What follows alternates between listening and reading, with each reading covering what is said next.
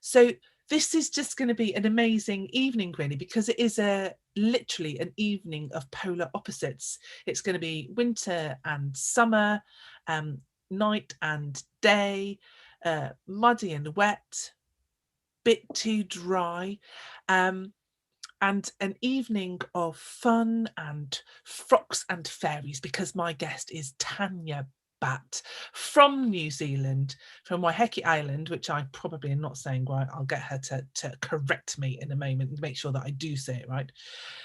So Tanya is joining us all the way from New Zealand, where I don't think it is National Storytelling Week, but we're going to make her take it on board. We're going to infect her so that she does it next year. And I think she probably has National Storytelling Year. And Tanya is all about fun and frocks and fairies, but she's also got a real serious heart to everything that she does. So that is one side, but the other side is about mythic goddesses. It's about a really deep-rooted connection with the land, with community, and how storytelling binds a landscape and community and people together. So I better bring her and introduce you to the fantastic and utterly marvellous Tanya Batt. So please wave your virtual hands in the air. We want to hear thunderous rounds of applause, which you can do on the chat. You can put in whoop whoop, thunderous applause, be creative, write anything you like. And I think people are just starting to do that. They're also all getting their frocks ready, Tanya, to join in. And you can see very quickly just the instant opposites of our screens. It looks so beautiful where you are, kind of that early morning kind of just shaded coolness from the hot day. So welcome, Tanya. Kia ora, Amy. Thank you very much for having me. Welcome to everyone else on the chat there. I've been watching the names come up. So tell me how to say the name of your island properly, and just tell us just a little bit about it so that we get all the pronunciations right. People have a general idea of where you're zooming in from. And you're zooming in not just to England, where I'm sitting, and in sort of wet and damp Shropshire. We've got the US in, we've got some of your fellow New Zealanders, we've got Belgium in, other Europeans. So we're all over tonight, which is fantastic. So my home here in Aotearoa, New Zealand is on Waiheke Island. And I did, as I said earlier, have a little screen share so we could have a little geographical lesson to start off with in case people have no idea where that might be. So I just jump onto that so we can just get that out of the way with. So I'll give you some visuals to basically support here. So I'm going to go over here and let's play there. So there we have it. I'm not sure how many of you actually have possibly been to Aotearoa, New Zealand, but that's the top of the North Island. You've got at least Maui, the fish of Maui. You got a few people who've kind of given some yeses. You've got Mike H. Who else? Got a few others. Oh, yeah. Yes, you've got a couple who've been to New Zealand and also to Waiheke. So this is like for those of you who've never been here before. This is given our current predicament. This is your overseas holiday. Think about that in the next hour of having an overseas holiday, and oh my goodness, the overseas holiday just sped up. That little red dot marks where Waiheke Island is. So it's in the Hauraki Gulf off the east of Auckland, which, although is the largest city in, is not the capital. The capital is down the bottom of the North Island there. So, and I just put it in proximity to that large ostentatious landmass to the west known as Australia. And we often get kind of lumped together. Though actually, in terms of our connections, we're as much related, in fact, very much rooted in the South Pacific, which are all the islands which are off up to the right there. So there you are. That's what it looks like. It's sort of a very wiggly sort of place, lots of little pockets and folds, and it's a very convoluted and undulating landscape. And it has about 9,000 people who live here. If you like a travel guide. Oh, here is the mode of transport, your waka, Fuller's ferries, that would bring you across to the island. It's about a 35-minute boat ride across the Moana, across the ocean there. And it's actually the third most populated of New Zealand, the North and the South Island. In fact, it's the most densely populated island relative to head of population for land mass. But as you can see, that just goes to show possibly why we've been so fortunate with COVID, because looking at that picture, you can see that there's really just not a whole lot of people. So just quickly, in terms of situation in Waiheke in context of Aotearoa New Zealand in general. So the first people of New Zealand were Polynesian. Like us all, everybody came on boats. So this is a picture of Petahi Marae, and Maori were here for 800 years before the first Europeans arrived in hundreds, early 1800s there. Very famous for its wine, Waiheke. I've only got cups of tea this morning. It's a bit early to hit the wine. And it's artistic community, lots of artists here, musicians and visual artists. So there you are. That's my quick travel brochure. Oh, it really is a travel visit around Waiheke. Sort of looking with longing. I mean, I really love where I live, but about this time of year, just a little bit of sunshine, and also the fact that, you know, I mean, nowhere's that far from the coast in England, but obviously I haven't been able to go to the coast for a long time. I'm missing the sea, and so beaches are just. I need to be near sand and salt and mermaids and sulkies. So you're obviously a storyteller. Are you the only storyteller on Waiheke Island? You said there's not that many people there. Are you basically the storyteller? I often get introduced as the storyteller, and I always feel a bit uncomfortable because, of course, there are lots of people storytelling in some kind of context in my community. I guess I'm possibly the only professional storyteller or performance storyteller, someone who's making their living. But a lot of my connections in the community and the work that I do here on Waiheke Island is very much focused around stories and storytelling. So yeah, there aren't that many professional storytellers in Aotearoa, New Zealand. You could probably count on two hands the number of people who are actively making their living from telling stories, and probably after COVID, possibly even less. Probably people have had to fall back on other options. So even though you've probably all heard that, you know, we've been very, very, very fortunate here down in New Zealand with the pandemic, it has still impacted hugely, as it has for storytellers all over the world. People just don't have the confidence to organize those sorts of events where many of us would have actually kind of made our living at. So you said about it being such a new country, and it's kind of new to you as well. It's not your birthplace, is it? I mean, you were living in Australia before New Zealand. No, it is my birthplace. I was born here in Auckland, in Tamaki Makaurau. But I left when I was 4 years old, and I grew up in Australia. So I have a very close relationship with Australia, and a lot of my family are there.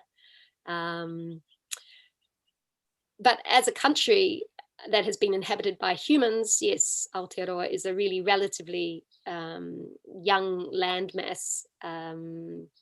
Though there are stories, because there's never just one story, there are stories of people who say that they have been here beyond a time that's kind of generally agreed upon historically. That's kind of backed by, you know, scientific findings.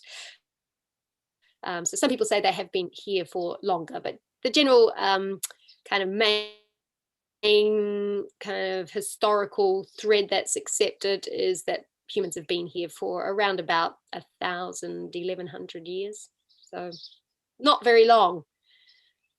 No, not in terms of human migration and human habitation at all, really. So what are the stories? I mean, and what are the stories? You think I was going to say, so what are the stories of that stories that I tell?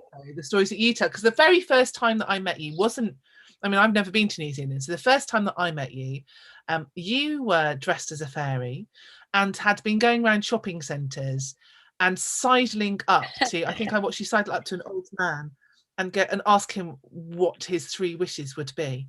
And just kind of really mischievous and subversive and bonkers and delightful. And so then I was like, what are you doing? This is not what I would normally consider to be storytelling. And just kind of watching all of that unfold. So I'd love to hear about some of that journey. Sure. Well, I guess when I think about the stories that I might have told 30 years ago, which was when I first started telling, and the stories that I tell now, it's quite a spectrum, and probably some of those stories I don't tell anymore. It's a bit like being a frock-o-holic, and for want of a good clothing analogy, sometimes you just outgrow things; they just don't fit comfortably anymore. And I think it's actually been really interesting thinking about this whole session with you, Amy, because it's really made me think about my own journey as a storyteller. So is it all right to share some visuals again as we talk? Yeah, absolutely. Okay, all right, we're going to have some more pictures. There we go. All right, back to screen sharing. This will just require a little bit of oops, oh, what have I done that time? Oh, I know what I've done. We just need to escape from there and put that away. Oh, look, we've got just a bit of faffing around on the screen here. It's nothing like a little bit of a faff. As you have a journey on my own, there we go, it's what we want, into my my desktop. Right, so often in brief, now can you see that? Yes. Yes, you can. So my sort of shortcut had been historically, when having to describe myself, about what kind of stories I told and kind of who I was as a story. I'd say I was a story-o-phile and a frock-o-holic. The story-o-phile thing got me into trouble a few times due to people's general lack of understanding of the English language. But I think the whole dressing up thing, because not all storytellers dress up. I'm not sure if there's been a big rush in terms of the naked storyteller at the other extreme, but I took my childhood propensities for talking a lot and my love of dressing up and wove them into what I did. So this is a wee shot of me as a child performing in an operetta. That's me in the white dress there. Fairy godmother in Storyland, of all places. So you can see I was getting primed from early on, and I got to play a dual role in that situation where I was the wicked witch who'd come in to stir up trouble because people had become too complacent in Storyland, with the help of Bluebeard. There on the left there, Bruce Mullins in his black beard. So I did love dressing up. It's not like I had one of the flash dress up boxes. I mean, children these days seem to just kind of go out and buy dress ups. And we certainly didn't have a dress up box, as you can see here in this picture of my brother and I. We just sort of raided our parents' wardrobes and found things to wear. But there was obviously some part of me that deeply loved dressing up. And in going through those photograph albums, I found this picture of me as an 18-year-old where I have made all of these little dollies in these elaborate dresses. It was a little bit spooky, really. It was sort of like, did we project forward what we were to become? But when I first started storytelling, I had no idea about storytelling as a possible profession. I didn't know any other storytellers. My love of storytelling had come from my father and my stepfather, who are both well, I don't hear stories so much from them now, but they're both great storytellers and story readers. And I'm the eldest of 8 children. So you kind of learn pretty quickly that it's handy to be able to tell a story when you're the eldest of 8. And when I was around 20, I kind of decided that I wanted to tell stories in public places. I was very much into mythology and used to spend my whole life in the 398 section in the library. And I knew that there were storytellers historically, and I knew that there were living storytellers in other people's cultures, but I'd never met another storyteller. So I had two friends, and we formed a group called Out of Time, and that's a picture of us at one of our early gigs down at the Victoria Markets in Auckland, telling stories. So we just started finding places to tell stories, private events and festivals. And it's me telling stories at my 21st birthday. I told a story about the man who wanted to live forever, because when you're 21, you think you are going to live forever. But around about the same time, there was a rise of these shops, fairy shops in Australasia. And on one level, they were just kind of horrible. They were kind of full of kind of bling. But on another,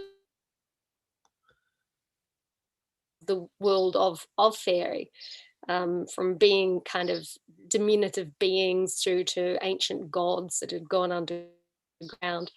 And so I used to actually tell stories as a fairy to groups of children. And in my 20s, I performed in literally hundreds and hundreds of children's birthday parties. And I always say that if you can tell stories to small children amped on additives and sugar, you can tell stories anywhere. So, oh, that was a random one. Here's me giving birth to a potato. That's what I was doing when I wasn't telling stories. But because for me, there was not this culture of, I didn't know any other storytellers.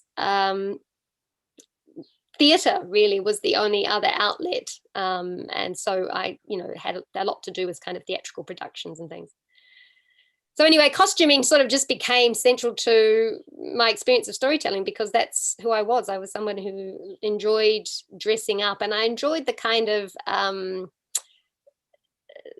the metaphor of it, really, because it felt that in sharing stories from different places, you were kind of putting on these layers and these colors of all these different places. So the one and only storyteller I met before I actually came to the UK was Diane Falat. I've actually never seen so much of Diane out in the UK. Have you ever met her before, Amy? I have, but I met her in the States. I haven't met her in the UK. Yeah. Yeah, so I think, it's great because she's one of the people that I kind of feel that we've got more access to now, because with everybody having gone online, that she's involved in concerts in the US where you can see her now. I don't know if she's ever been in the UK. It's really interesting, and I'll talk a little bit more about this in terms of the connections between the different storytelling cultures in the different parts of the world. Now, Diane had come out, I cannot remember why she was here at this particular time, but she was doing a series of performances in libraries in Auckland, and I got to be her driver for a little while, which was a wonderful, wonderful experience, because she's an amazing storyteller and an amazing performer. And in terms of my heritage, my grandfather's grandfather was Afro-American. So it was wonderful to hear those stories. I'd grown up with Brer Rabbit stories. And it was really a source of inspiration, and to actually see someone out in the world actually storytelling and making a living from storytelling. So you might recognize this person. I do indeed. I don't know if anybody else knows the marvelous Eric Madden. Yeah. So in my mid-20s, I'd actually been accepted to do my master's over in the UK up at UCE in Birmingham. I was coming actually to do a master's in drama and education with Dorothy Heathcote. Are you familiar with her work? I am.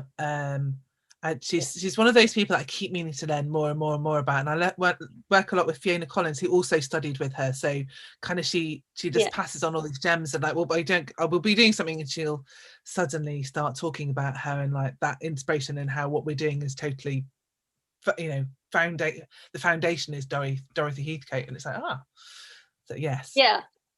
Well, I was going to come over here and do a master's in over to you over here. I feel like I'm there, through the portal of the screen, in children's literature. But I came into the company of a couple of British drama and education teachers, and they were passionate about Dorothy's work, and they introduced me to it, and I became instantly very enthusiastic, because it was very much like you stepped into the story, and it really resonated with my own storytelling experience with children and that imaginative world.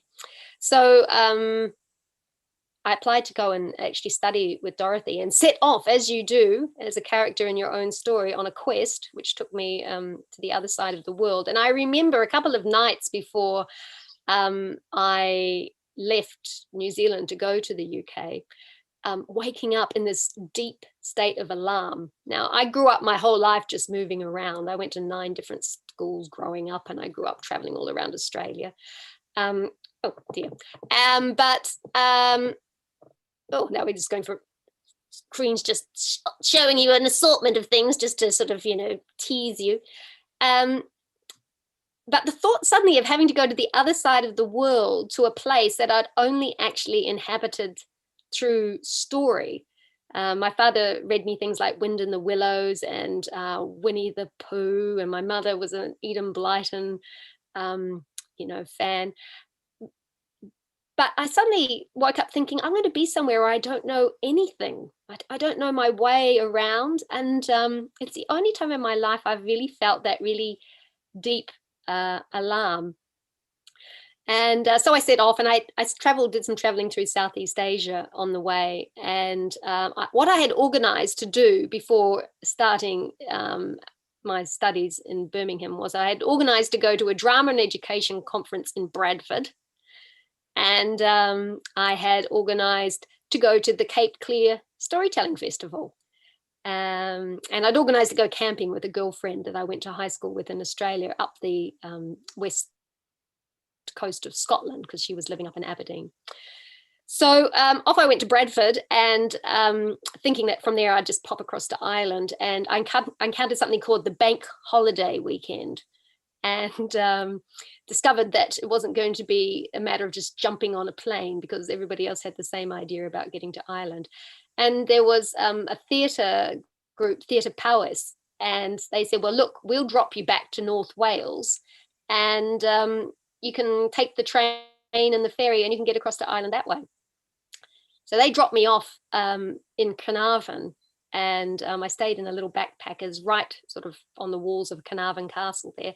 And it just so happened that in this castle were a whole lot of this theatre troupe who were putting on a play about Balor and Lugh. I mean, it was sort of like incredibly fortuitous, and they kind of roped me into being part of their theatrical production. And on our day off, we went around to Conway Castle, and who should be storytelling at Conway Castle but Eric Madden. And they said, oh, we've just been talking to one of your countrymen. And as I said, people kind of lump Australia and New Zealand together. And I said, really? And they said, oh, yeah, come and have a look. There's an Australian telling stories in Conway Castle. And that is how Eric and I met. And it so happened that he was heading across to Cape Clear to perform as well. So we rendezvoused. In fact, I actually gave him a lift down in the car that I had rented. And what an amazing place Cape Clear was. I mean, it was everything I kind of imagined Ireland might be. I'm no doubt, you've been along to the Cape Clear Storytelling Festival, have you, Amy? No, I was meant to go to kind of, I think the first one with Duncan, and I didn't. And that's a whole other story. No, I never made it. Always meant to, never quite made it. Sadly. It was just a completely magical experience on a tiny little island. As an islander, loving other islands. And I think that's John Campbell there, I think. And there's Chuck, who it is. Yeah. I was trying to remember the names of all these people. It was a little bit alarming. And a young Mike Harvey there. He does look very young. He does. And I remember Mike telling a Duncan story, which was a story that I told for many, many years afterwards, which is the Jack and the Sea Witch story. Jack, oh Jack, down in the pub on the waterside there. It was just such an amazing experience to wander around on this small island into all these lovely intimate venues and hear. Short, I ended up living up in North Wales, which I often think was the result of my great-grandmother, who was Welsh, and for various reasons, she had a child out of wedlock and was kind of bustled away to New Zealand as a lady companion / servant, and was never actually able to return to her child or to North Wales. And I often feel that she was kind of instrumental, because going to North Wales wasn't part of my plan when I first headed to the UK. So living with Eric up there at Kai Mabon, and maybe some of you have been up to Kai Mabon, it's a little bit of a magnet for storytellers. So I got to meet of wonderful people up there. Did you know Isuf? No. The Welsh storyteller, Amy? Because No, she was no. a wonderful woman. In fact, I think there's now a lovely scholarship, because sadly she died at quite a young age, and Fiona Collins has quite a strong connection with Isuf. Yeah, no, there is. It's a great, the Essex Foundation, and they support a young female Welsh storyteller. Yeah, wonderful thing. There's the young Dakers. I have to say, you did incredibly well, because you're making it seem as though, like, kind of, that Britain was completely populated with storytellers all over the place, and you couldn't kind of go anywhere without bumping into one. But that wasn't really the case. And yeah, you obviously just kind of were meant to be with them, and kind of just bumped into them straight away and found that sort of hidden world. I think it took quite a lot of people quite a long time to find where they were. From the other side of the world, you just walk straight in, and it's amazing, really. It was amazing. And I guess actually just reflecting on that and doing this process, I just realized how lucky I was, because for a couple of years I was just fully immersed in the British storytelling scene, and really there was kind of no better apprenticeship, really, to see so many amazing tellers in such a short period of time. As far as I'm concerned, Britain is like 95% storytellers, and then there's a few other people there, which, as you said, is not the reality of it. But I think that's all very young here. This is like 25 years ago. There's June and Nick and Fiona and Katie and a bowl of food. And living in North Wales, when I'd gone down to Cape Clear, I made a great friendship, which I still have, with a woman called Catherine Fitzgerald, who's now living over in the Netherlands. And so I used to regularly go across to Ireland. So I used to spend a lot of time going around to the Irish storytelling festivals, and met Liz Weir and lots of the Irish storytellers. One of the great exchanges, the New Zealand Irish Cultural Exchange, was dirty jokes. And I used to bring all my dirty jokes up from New Zealand. And, they'd be like into new circulation, and I'd swap them for Irish dirty jokes, and I'd take them back. So it was a wonderful kind of a currency, really. I'd like to point out that was Chris Bostock, who is not Irish, but this is, I know Billy there. T. That's great. Yes, Billy T. There he is. And great to see all these people. And just being kind of welcomed into this, the British storytelling scene, and, being part of some, rather memorable occasions, like the time at campus that we got completely flooded out, and it just turned into a great bog, which, is a legacy that still is revisited on the Mouth. And you know what, Amy? I cannot help but think that is your nose. that is my nose. Yes, with that Simon is your Hayward. Nose. And and sadly, it was a wonderful workshop. Sadly, Tony Addison and Judith Barisal live. And Simon Hayward is next to me, and then there's Tony Addison and Judith Barisal. So sadly, Tony died just before Christmas, which is a bit of a loss, really. And really sad news. But Judith is still going strong and with us. And yeah, we all, again, this is a bit of a trip down memory lane. I hope this is all right for everybody who maybe wasn't around at this time. I hope you're enjoying just playing Spot the Storyteller. And it's like, okay, I thought a lot of people have this connection. Yes, well, that you might recognize. This would be a fun game. Can you identify these storytellers, these bald storytellers? And well, I can do one, definitely. I'm pretty sure that's Duncan on the right, and that's Toop. It is next to him, and then I think that there was a couple of European storytellers. This is at St. Donat's now, but yes, Malcolm Greenwood. I mean, Goffey and his wonderful mazes. The Duns, who were a wonderful family of folk singers, and the reason I've actually, and this is probably the best have of the company of storytellers. They that is really a great shot of the company of storytellers. But the reason I wanted to share with this is just in terms of the story about how the stories I ended up telling was that through the Duns, I used to end up going over to East Anglia, to Norwich, quite frequently. And on one occasion, the company of storytellers was up there doing a performance of the Snake Leaves. And, dressed in my, frilly, I actually was a very glittery frock on that occasion. After the show, I got into a conversation Pom and just telling her how much I had enjoyed the show. And she said how much she'd enjoyed my frock. She said, every time she looked out, she could see the sparkly green frock. And I said something very flippant, something like, some of us say it with words and others say it with fabrics.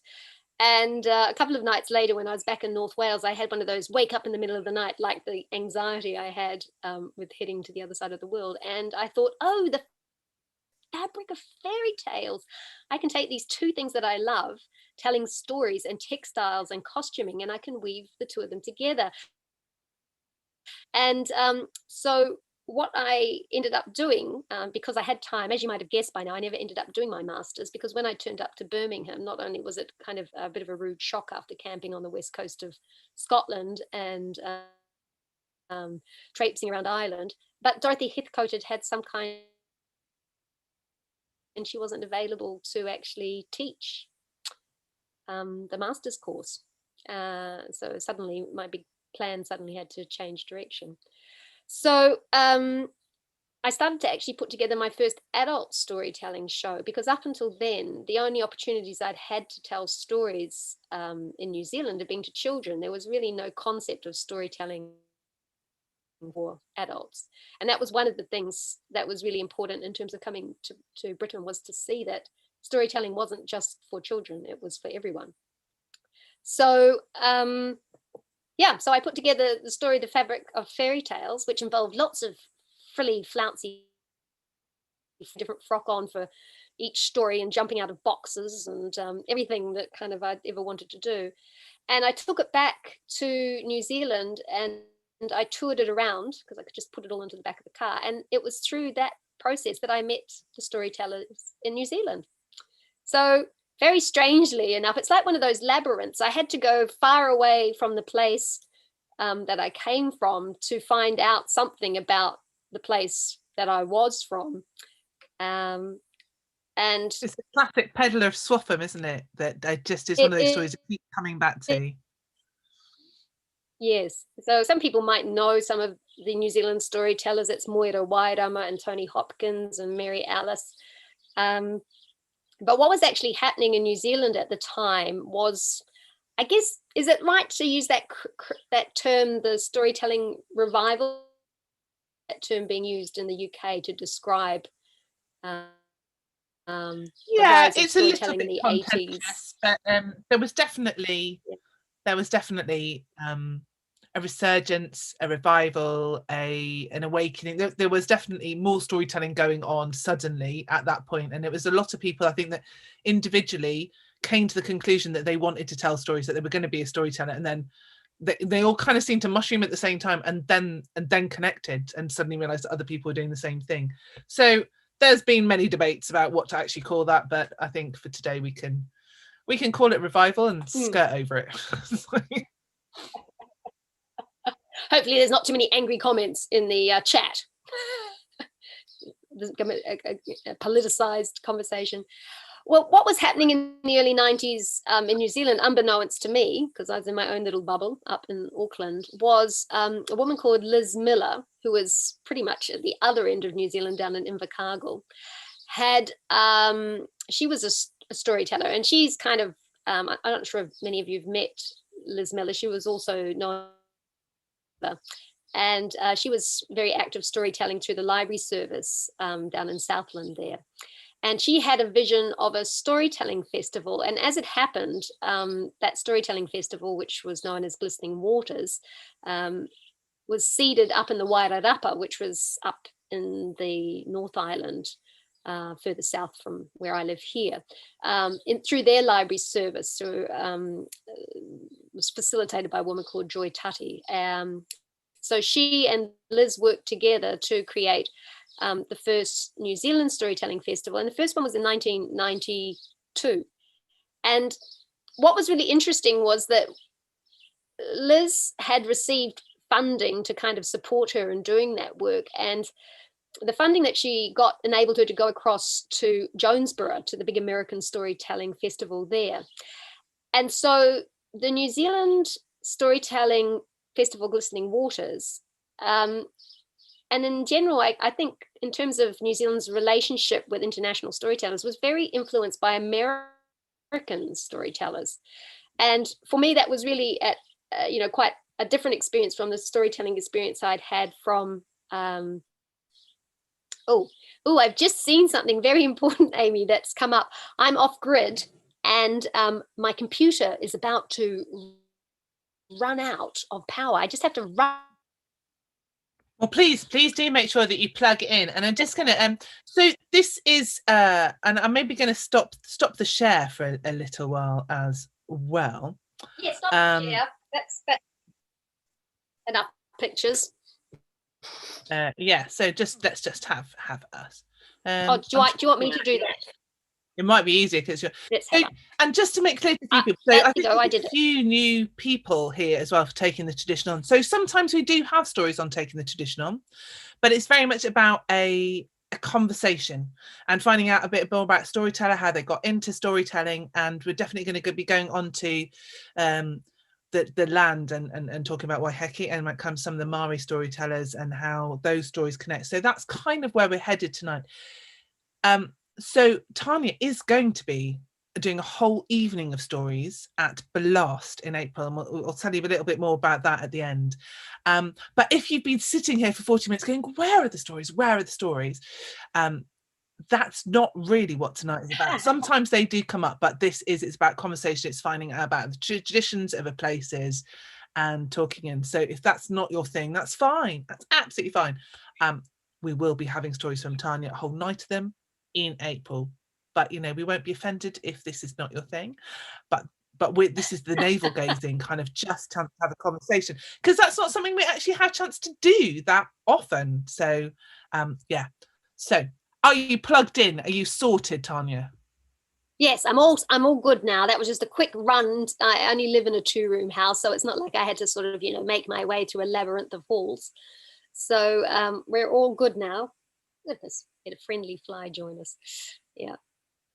So like I said, Amy, it's been really valuable, that whole opportunity to reflect on that journey, because I've actually never done that before, and to think about my own journey as a storyteller. And given that I'm talking to you in Britain, to think about how important my experience coming and living in the UK was. I mean, I ended up living in the UK for about maybe 2 or 3 years, kind of fairly full time, but then I of course kept coming back for a long time. It's incredible because you've got these two halves, and it's absolutely like the Peddler of Swaffham, where I think most people probably know that story, where kind of you have a dream to go and find treasure, and you have to. So the Peddler of Swaffham, in his case, he lives in Norfolk, and he dreams about going to London to find his fortune. And when he goes to London, he meets somebody else who has a dream about a house just like the Peddlers, with an apple tree in the back garden, with a treasure buried underneath the apple tree. And he goes all the way home to dig up the treasure that was in his own back garden. And I think that's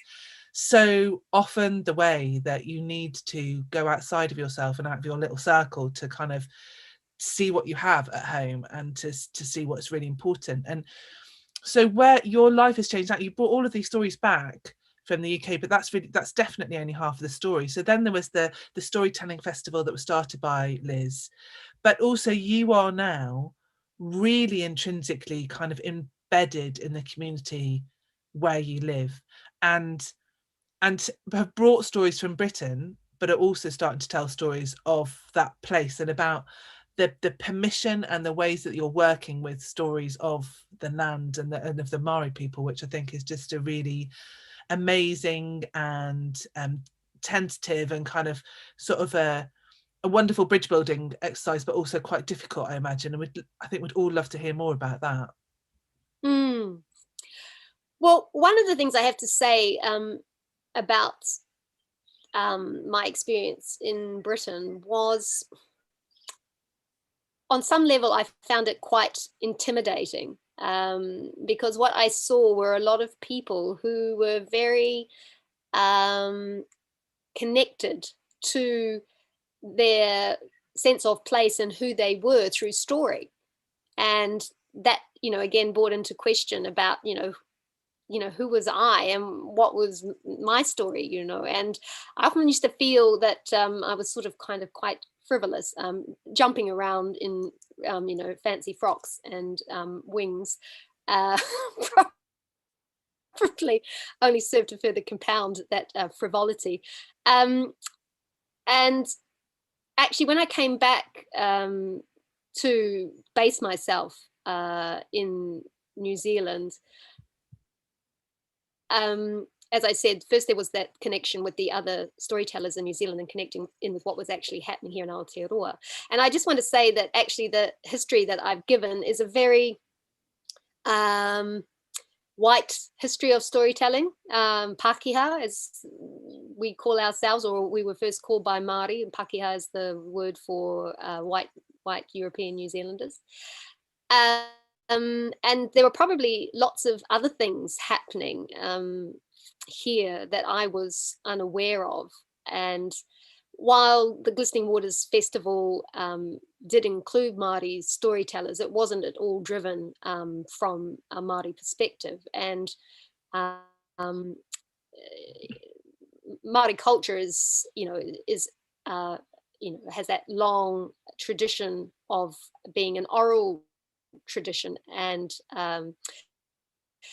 the role of storyteller, my experience over the last 10-15 years when I've had the opportunity to talk to Māori about stories and storytelling, is there isn't kind of a correlation, a direct equivalent. You have storytelling being used in Te Ao Māori, in the world of Māori, all the time, but people don't necessarily identify themselves as a storyteller. And I found that often Māori were quite puzzled by that kind of title. And I think for me, it's my quest is actually a quest that could be seen as, it's my own personal story, but it's actually also the story of white New Zealanders about, who are we really in terms of a group of people who have really only very recently come to live in this part of the world. Our stories aren't Māori stories. They're part of this whenua, part of this land, but to say that they're my stories would just be a gross example of cultural appropriation. And knowing those stories is, for me, really important, especially because I do a lot of work with children here in New Zealand. And I think to know a place, you need to know the stories of that place. Having said that, again, there isn't this singularity in terms of there being Māori storytelling, and the stories that are told by the different iwi, the different tribes around Aotearoa, New Zealand. You certainly will see great variations in terms of what are told as kind of, in terms of like the creation, the Māori creation stories and the stories of the atua, the gods. They vary regionally around the country. So Yeah, my own journey around actually it's being comfortable in my own skin, I guess. And I think I'm probably still on that journey in terms of what are my stories. And when I came to live on Waiheke Island, which was 18 years ago, I'd never lived anywhere for any longer than a couple of years in my life. And this island just stopped me in my tracks. And um, actually staying and living in a place over a long period of time has really enabled me to have some experience of connection with people and with place. And this place that I live here, the Eco Village, has been my home for the last 10 years. And certainly in my work in the wider community, I established a organisation called the Once Upon an Island Trust, which started to organise a series of festivals, a physical public place for storytelling and story sharing, and a whole lot of community partnerships for using storytelling for the basis of community building, and in service of the values that I live by here at the Eco Village as well. So more and more my storytelling is in service to the kaupapa around, or the philosophy around what it means to live here in relationship with the land, with my responsibility as a caretaker or a kaitiaki, as you would say in Te Reo Māori. And what do the Maori think of that? Are they part of the Eco Village?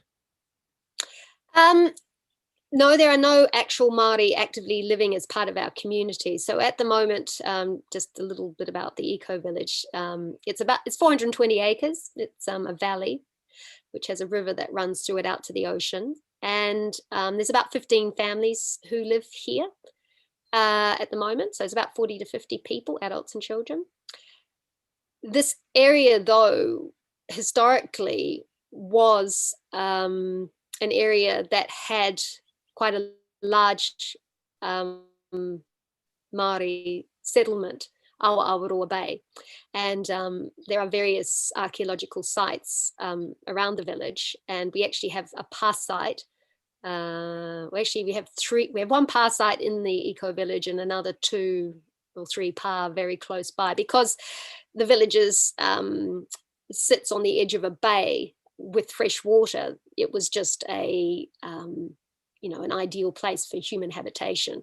And I probably should explain what a pa is. So a pa was, there was different parts to the pa, but the actual hill part was the fortification, and they were very similar in terms of their construction to the Iron Age forts of Britain, in terms of the actual kind of construction of them. And then you would have your kāinga, your village, and then around on the flats you would have the marakai, the food gardens and whatnot. So part of my garden out here, I am pretty sure, was an old Māori garden. There's various things that I've had experiences I've had and things I've found in the garden that have kind of confirmed that, old midden sites where you get piles of shellfish that have been consumed and then thrown into a pile. So and one of the things that actually happened here through one of the children, which was a really interesting experience for me as a storyteller. So New Zealand, as the flora and fauna of New Zealand is obviously unique. It's obviously had lots of introduced species these days, but as a country, it's a country only of birds and one mammal, the bat, and some reptiles. And one of these larger animals that we have is the tuna, the eel, which lives, has a very interesting life. It lives most of its adult life in the freshwater, but it makes this incredible journey up to somewhere mysterious in the South Pacific in order to reproduce. So having the Awa, the river running through the Eco Village, we have these long-finned eels, who can live to be up to 100 years of age. And one of the young people here in the village became very interested in the long fins. And she came to our monthly meeting and she put a proposal to the community that we created a sanctuary for these eels, because they receive no legislative protection and they're still commercially fished. And people take the big ones, and basically any large eel that you find in the water is an eel who hasn't reproduced. They only attain sexual maturity about at the age of about 20 years, the females, and anywhere between 20 and 100 they might set off on this journey, and they never return from that journey that they take to reproduce. They die wherever it is. I mean, I love the story of the tuna. So the tuna is one of the Maori words. There are many different words depending on what kind of eel and what stage of the year and what part of the country you are in for the name for the long-finned eels. But they are the largest freshwater eel in the world. So they can grow up to be a couple of meters long. They're basically the water dragons of this country. And so we agreed that we would make a sanctuary and that no one was allowed to fish the eels from the Awa, from the river. And we approached a local carver, a Maori carver on the island, to create a carving to commemorate the opening of this eel sanctuary.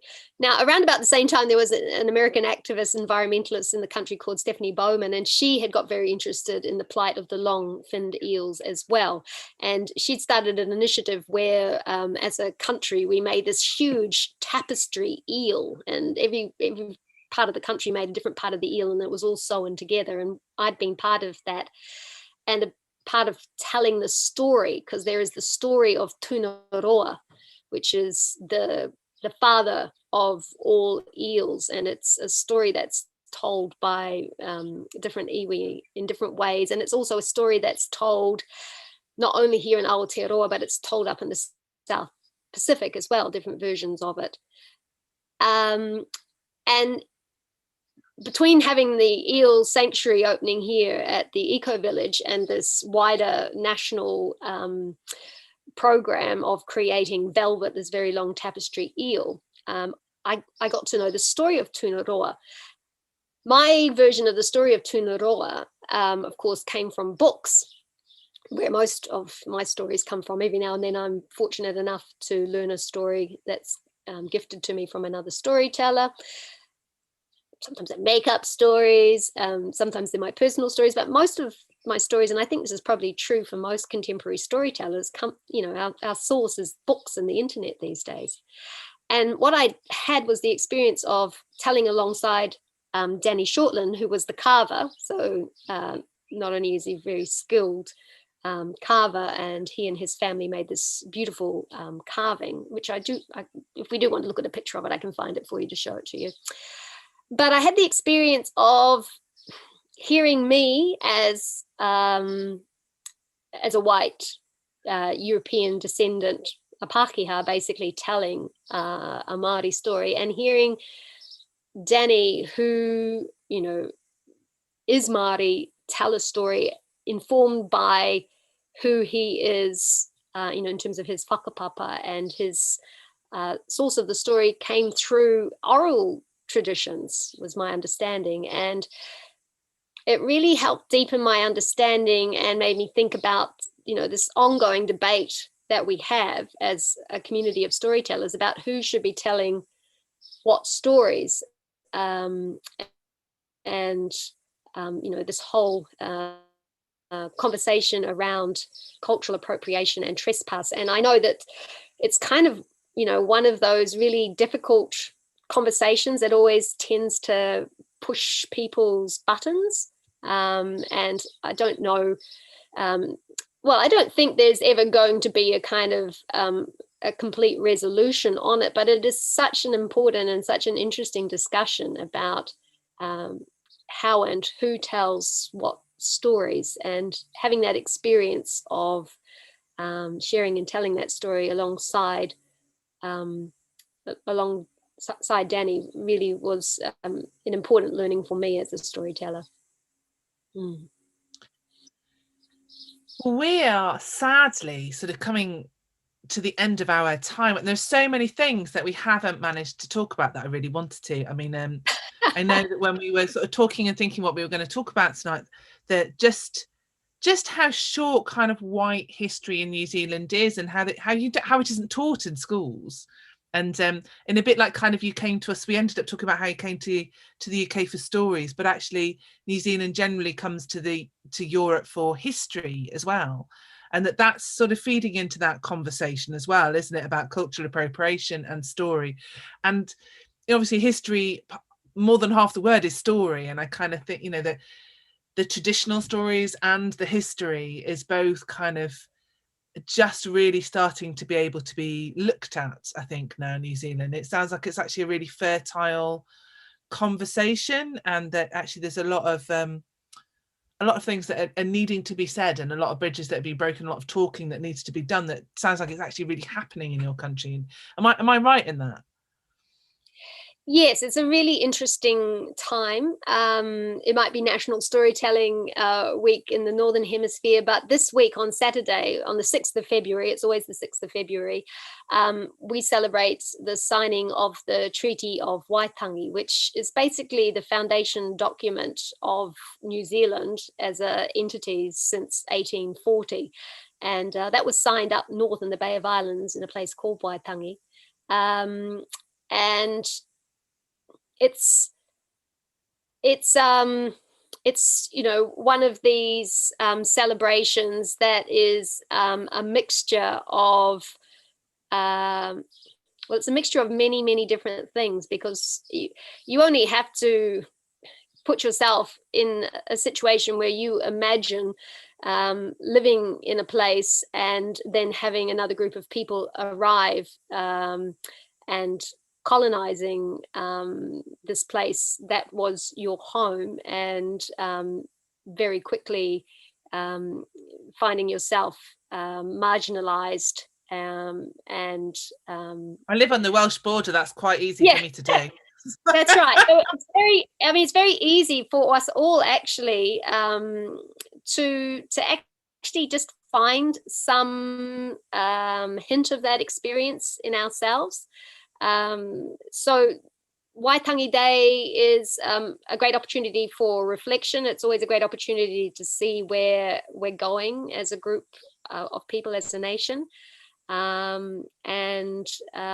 It's the celebrations are always held on the marae. So if you're not familiar with the concept of the marae, the marae is like a combination of a school and a church and a community center and a supermarket and an inn for hospitality. It's kind of at the heart of Te Ao Māori, and it's one of the places in Aotearoa that as a Pākehā you can step in and be fully immersed in the worldview and the experience of Māori. And so we'll have a celebration here on our marae here at Peratahi on Waiheke on Saturday, and these celebrations will happen all around the country. Our big celebrations that actually happen up in Waitangi, because we very recently had an incident of a community case of the coronavirus, which seems to have been sorted. I mean, it's kind of amazing that we can talk about singular cases of corona. The actual big celebrations won't be actually happening. But they've often been very controversial, those celebrations, and they've been places of challenge, and politicians who have gone up to be on the marae at Waitangi have found themselves being challenged around their worldview and their responsibilities that have or have not been met in terms of that signing, that partnership, because basically the Treaty of Waitangi is a document of partnership. And I guess we're actively, as a nation, involved in that conversation about what does partnership, a healthy, loving partnership look like. And those questions are much bigger questions that resonate for people all around the world, really. So, and obviously taking the tradition on is the current series is Storytellers in the Land They Live and Walk. So we are sort of going to different countries and getting a window and a storyteller's view into those countries and what storytelling is like in those. Obviously, every month it's a personal view and it's one person's kind of personal viewpoint. But because of the cultural appropriation and the partnership, we were hoping we might be able to have include. We said that the Maori wouldn't call themselves storytellers, but a Maori who tells stories to come join us. And of course, it's midweek and it's summer and it's 9 o'clock in the morning for you. So 10 for o'clock people now. who aren't 10 o'clock now. 10 o'clock now, but it's, you know, it's the middle of the working day. For people who aren't professional storytellers, that I know that kind of the Maori that you're talking to, they just have other responsibilities and a lot away and camping and things because it's summer. But this doesn't have to be the end of the conversation, and we're so we're really hoping that there might be another one of these that is with a Maori teller or a Maori who tells stories. So well, watch. there are probably Maori who do kind of use the term storyteller, and this is the thing. I see there's lots of questions on the chat there about, you know, how do Maori feel about non-Maori telling Maori stories? And well, it really depends on who you ask. And some Maori who I've spoken to say, yeah, it's really important for those stories to be told. Just make sure you do it properly. Make sure you do it respectfully. Make sure you get your pronunciation right. Make sure what you're saying is the right thing to be saying. You know, make sure you have permission to tell those stories. And other Māori are like, well, no, actually, given what's actually going, you know, happening for us and our experience at the moment, actually, we would like first for Māori to be telling those stories. So it's not like there is one right answer. And I know as humans, we are really predisposed to kind of wanting the one right answer. But actually, each one of us has to wrestle with those questions. And I really hope, I have actually been further investigating the possibility of you having a Māori to come and speak, because I feel, you know, there's a discomfort in me speaking. I don't want to be speaking on behalf of Māori. I can only just speak to my own And experience. you can't, you know, you can only speak on your own behalf and your own experience. Yeah. So and I think and I think that's really important. I don't think there is ever one answer. We're always in one personal viewpoint, and everybody tells a story from their heart and in their own way. So there's never going to be a blanket permission. I don't think it's stories are based on relationships, and they're based on partnership, and they're based on experience of the world, and like you say about how stories are gifted as well. So I think it's going to be fluid and changing like the stories themselves, and I think that's quite an interesting and a creative place to be. And sometimes there's place to be storytellers, and sometimes there's place to be story listeners, and you know, both are very important. So this is not the end of a conversation, but a pause. It's a to be continued. And I know so Tanya, Mike, I'll save all the chat. I don't know if you've had a chance to look. So Mike Harrison was in New Zealand, is now in Birmingham, and is sort of having a similar wrestling, I think, as you are, as to whether he can tell some of those stories. But there are a few questions up on the Q&A as well. And I think unless anybody else has got any other burning questions that they just want to ask now that they're going to quickly fire up. So David is asking, can people come on holiday where you are? I can say definitely not now. They're not going to let us in. But one day, do you think we'll be able to come on holiday to where you are? Well, I don't have a crystal ball. We do know that, you know, things will change. And yes, let's hope that one day we will be able to see each other again, because it's always been a great delight for me. Those British tellers and friends who've actually made it down to New Zealand to welcome them. And such, you know, in my own experience and stories, such a lot of richness comes from that opportunity of being able to travel and to be a guest in someone else's culture and country. Having said that, as someone who's deeply concerned about the environment and our planet and climate change, it's been great to kind of see the end of this very casual long haul flying that really a very small percentage of the world's population was able to participate in. So and there was a big kind of debate also in New Zealand around what was happening to our country in terms of tourism as well, and the impact that tourism was having on our environment. So COVID has not been without its silver lining, but definitely you can't come at the moment. Only New Zealand nationals being accepted into the country, and we have a very strict quarantining process. In fact, there isn't even availability in the quarantining process, I heard, until May. And there are a few exceptions to New Zealand nationals, and they're usually complicated situations to do with compassion or industry.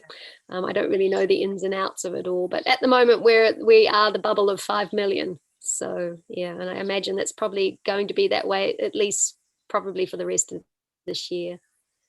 I think so, and I think very wise. And like you say, I mean, I think it will be good. So you've protected the eels, but maybe it's going to protect a few other things as well. And then the other, obviously, crucial question is, we've talked quite a lot about frocks. Christine, but I think everybody else as well is going, can we see your frock? We see your beautiful necklace. We want to see your frock. I'm going to put you on full view. I should get up and do a twirl for you. Hang on. I've accidentally put it on. There we go. Right now. Oh, you want me to do the twirl again? Yes, please. There we are. Today's fabulous. I mean, actually, I have to say, it's a very summer frock. It's not usually, I usually have my garden clothes on at this time of the morning because it's watering time. And these days, my frock cupboard is strictly in competition with my preserves. So I've gone from being very, frock based now to being very garden and growing orientated. And I always look at my wardrobe and think, oh, if I didn't have so many fancy frocks, I'd have more room for my peaches and olives and my kumara. Well, I think you're just going to have to build an extension, kind of, you need a separate larder space.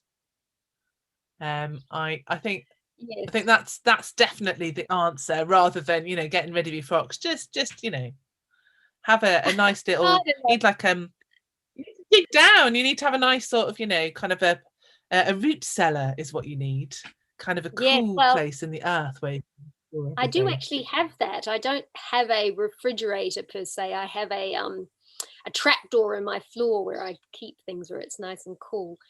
But I think also I've kind of learned that kind of aging is also the process of surrender.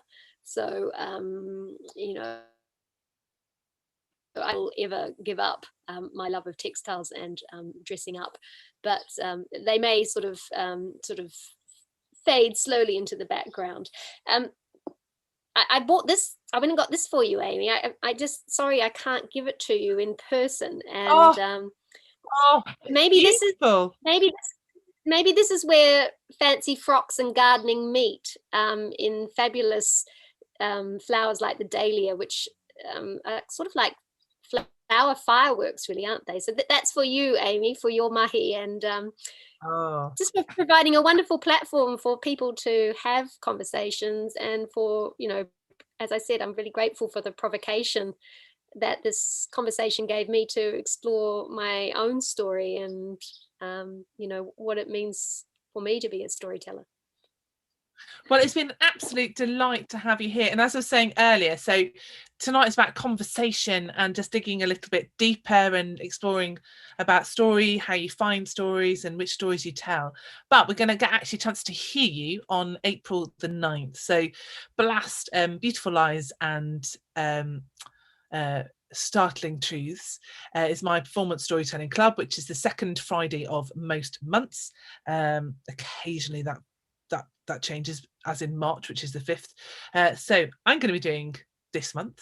We have Heather Yule in March, but we have the fantastic Tanya Batt, April the 9th. So that is the date to watch out for. And we can have a whole evening of listening to some of the stories that we've maybe just had vague reference to then. So I'll have Pete with me, who is my frog prince, but I will kiss him between now and then, and he will turn into an amazing musician. Hooray! Well, people are getting very excited about April already. Yes, Reen, it will be happening in April. So let me just check. There's always a few other little things. So that is pretty much the end of tonight. Tonight's conversation. As usual, we've gone over, as usual, just as we get to the end, we get into all the meaty stuff, and there's so many more questions and so many more things that I want to talk about, but we are going to have to bring that to a close. If you do enjoy taking the tradition on and you would like to be involved more in the conversation and you would like to know who next month's guest is on the first Tuesday in March, which I think is the 2nd of March, I do know.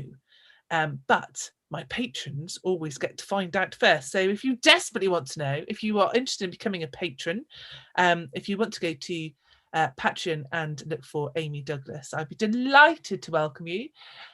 You'll always find out who's going to be on Taking the Tradition first. There's a bit more conversation, there's stories up there and other little bits and pieces. So if that's for you, that's brilliant. If not, that's absolutely fine. The next Get a Word in Edgeways concert is a week on Thursday on February the 11th.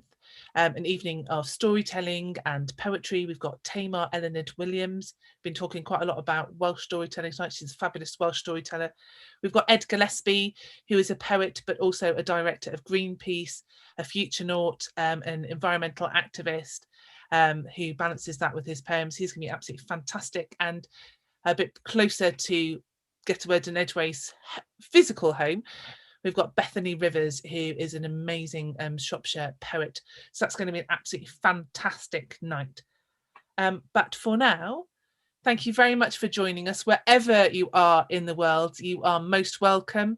Good morning, good afternoon, good evening, or good night, depending which time zone you are in.